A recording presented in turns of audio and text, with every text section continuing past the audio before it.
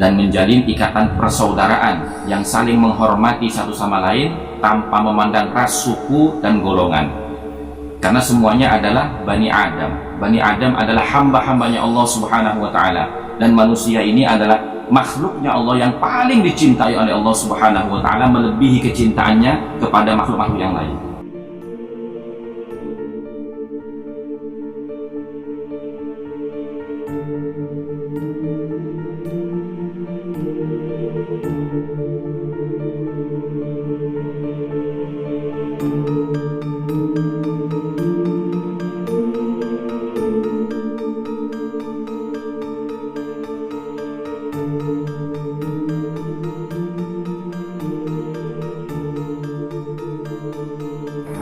Assalamualaikum warahmatullahi wabarakatuh.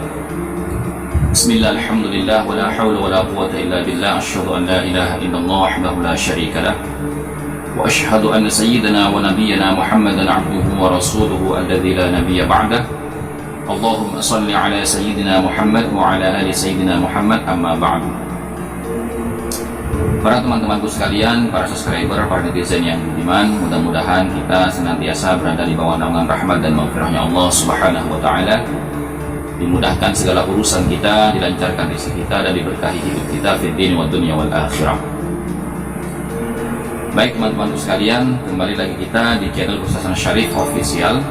Pada kesempatan saat ini kita akan mengulas tentang rasa cinta dan kehormatan serta suri tauladan. Pertama, kita akan meneladani firman Allah di dalam Al-Quran yang bunyinya laqad kana fi rasulillahi uswatun hasanah. Sungguh hanya dalam diri Kanjeng Nabi Muhammad SAW ada suri tauladan yang wajib kamu contoh bagi orang-orang yang mengharapkan ridhonya Allah Subhanahu wa Ta'ala dan kehidupan yang layak kelak di akhirat. Jadi dari ayat ini ya, kita bisa mengambil kesimpulan dari semua makalah-makalahnya para ulama yang tidak mungkin saya sebutkan satu persatu pada video yang berdurasi pendek ini. Tapi pada intinya ya, tolak ukur utama itu adalah Kanjeng Nabi Muhammad SAW. Jadi siapapun itu ya, apabila harokah fikrah tidak sesuai dengan apa yang dicontohkan oleh Kanjeng Nabi Muhammad SAW, maka tidak boleh diikuti. Siapapun itu, mau dari kalangan habaib kah, mau dari kalangan ulama kah, mau dari kalangan duriahnya Nabi sekalipun, kalau tidak mencerminkan sifat-sifat, karakter, dan perilaku mulia daripada Kanjeng Nabi Muhammad SAW, maka tidak boleh diikuti. Nah, bagaimana ajaran Kanjeng Nabi Muhammad SAW tentang siapa yang harus diikuti dan siapa yang harus dihormati serta dicintai? Memang ada hadisnya Kanjeng Nabi Muhammad SAW yang bersabda, taraktu fikum amrayn, saya tinggalkan bagimu dua pusaka ya, apabila kalian berpegang teguh kepada dua pusaka itu, maka kalian lan tadillu abada, kalian tidak akan tersesat selamanya. Apa itu? Kitabullah wa itratu ahli baiti, ya, kitabnya Allah yakni Al-Quran, wa itratu ahli baiti, dan keturunan keluargaku. Nah, di sini banyak disalahpahami teman-teman ya, dimana orang itu banyak melenceng dari ajaran Al-Quran yang disebutkan pertama dalam hadis itu sebagai pusaka peninggalan Kanjeng Nabi Muhammad SAW, hanya demi mengikuti itrah atau keturunan Nabi Muhammad SAW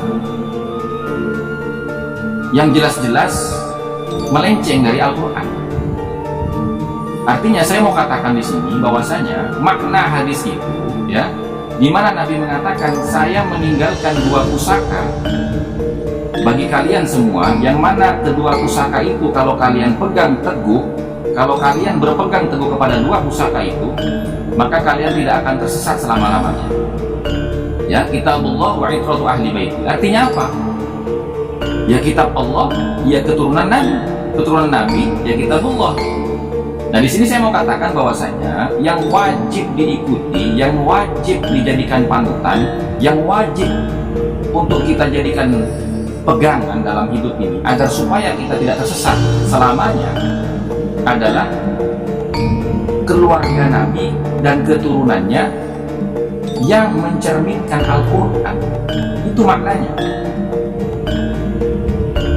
Jadi jangan meninggalkan Quran tapi mengikuti keturunan Nabi yang tidak Qurani, atau mengikuti Quran tapi tidak mencontoh perilaku keluarga Nabi yang Qurani. Nah, ini yang harus digarisbawahi teman-teman, karena banyak sekali orang cerita masalah mahabbah, dan itu sangat berbahaya. Karena apa? Karena mahabbah itu bisa membutakan orang lain dari apapun yang ada di hadapannya, gitu loh. Dimana orang tuh sering bilang cinta itu buta gitu. Ketika sampean mencintai sesuatu, maka sampean akan dibutakan oleh rasa cinta itu. Makanya Kanjeng Nabi Muhammad SAW pernah bersabda kan, ya toh, habibaka haunamma, cintailah orang yang kamu cintai biasa-biasa saja, jangan ada kefanatikan, gitu loh, supaya cintamu itu tidak membutakan mata dan hati serta pikiranmu, gitu loh. Asa antabghadu habibaka yaumamma, boleh jadi orang yang saat ini kamu cintai itu besok akan menjadi orang yang paling kamu benci. Wa abghid baghidaka haunamma, dan bencilah orang yang kamu benci biasa-biasa saja, jangan sampai ada rasa dendam, jangan sampai ada rasa ingin menghancurkan, jangan sampai ada rasa ingin mencelakakan. Biasa-biasa saja kita benci, gitu loh. Apa yang nggak kita suka ya sudah biasa-biasa saja. Kenapa? Asa antuhibbah baghidaka yaumamma, boleh jadi orang yang kamu benci saat ini itu besok akan menjadi orang yang paling kamu cintai. Nah, ini karena apa? Karena banyak kita sering mendengarkan penjelasan para ulama ya, para kiai-kiai kita, para gawagis kita, gitu kan, dimana hati itu bahasa Arabnya kolbun. Kolbun ini dari akar kata kolabah, yang artinya berbolak-balik. Jadi boleh jadi saat ini dia senang, besok dia benci. Boleh jadi sekarang dia benci, besok dia senang. Nah, itulah hati. Makanya kita tidak boleh memiliki kefanatikan kepada selain Nabi berdasarkan ayat tadi, laqad kana, gitu. Sungguh hanya dalam pribadi Nabi Muhammad ada suri tauladan yang bisa kamu contoh, yang lain enggak, yang lain enggak. Jadi tolak ukurnya adalah Kanjeng Nabi Muhammad. Kira-kira perilakunya, wataknya, karakternya, sikapnya itu bisa terkonfirmasi secara valid enggak dengan apa yang diajarkan Nabi dan dicontohkan Nabi, kan begitu. Nah, kemudian Nabi juga pernah bersabda, ya, almar'u ma'aman ahabba, orang itu akan mengikuti kebiasaan orang yang dicintainya. Maka bisa kita lihat kan, beberapa tahun terakhir ini ya, sejak terpilihnya Pak Jokowi sebagai presiden yang periode pertama sampai periode kedua ini, dendamnya kepada kekalahan politik itu nggak selesai-selesai, selalu dibangkit-bangkitkan terus. Bahkan terakhir itu banyak yang komen, ente kalau bicara nasabus luar biasa, Tapi di mana suara ente ketika Pak Jokowi itu dipertanyakan ijazahnya? Loh, apa hubungannya kita mempertanyakan ijazahnya seorang presiden yang sudah disahkan secara konstitusional gitu loh. Mau itu Pak Jokowi itu dari hasil curang ataupun tidak, pada kenyataannya Allah berdasarkan kudrah dan iradahnya Allah menjadikan beliau sebagai presiden, dan itu sampai harus terima. Sebagai apa? Sebagai bentuk sifat qanaah kita.